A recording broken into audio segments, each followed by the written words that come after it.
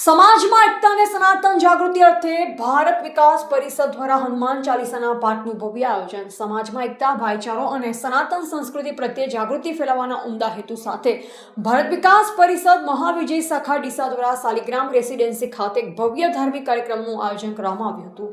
આ કાર્યક્રમ શ્રીમતી નયનાબેન નરેશભાઈ જોશીના નિવાસ સ્થાને યોજાયો, જેમાં સામૂહિક હનુમાન ચાલીસાના પાઠ દ્વારા ભક્તિમય વાતાવરણ સર્જાયું। કાર્યક્રમ દરમિયાન ઉપસ્થિત ભક્તજનો દ્વારા એક સાથે સંગીતમય સ્વરમાં હનુમાન ચાલીસાનું પઠન કરવામાં આવ્યું।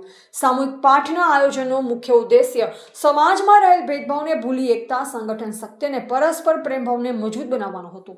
આ પ્રસંગે વક્તાએ જણાવ્યું કે હનુમાનજી મહારાજના અતુલિત બળ, અખંડ ભક્તિ, સેવાભાવ, નમ્રતા અને સમર્પણ જેવા ગુણો નવી પેઢી માટે પ્રેરણારૂપ છે।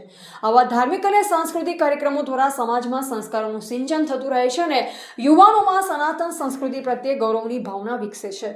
કાર્યક્રમના અંતે શ્રીમતી નયનાબેન નરેશભાઈ જોશી તથા તેમના પરિવારજનો દ્વારા ભારત વિકાસ પરિષદના તમામ હોદ્દેદારો, સભ્યો અને ઉપસ્થિત ભક્તજનોનો આભાર વ્યક્ત કરવામાં આવ્યો હતો। ઉપસ્થિત સૌએ કાર્યક્રમ સફળ બનાવવા બદલ સહકાર આપનાર દરેક વ્યક્તિના યોગદાનને બિરદાવ્યું। રિપોર્ટર નરેશ વ્યાસ, બનાસથી પુકાર, સમાચાર ગુજરાત।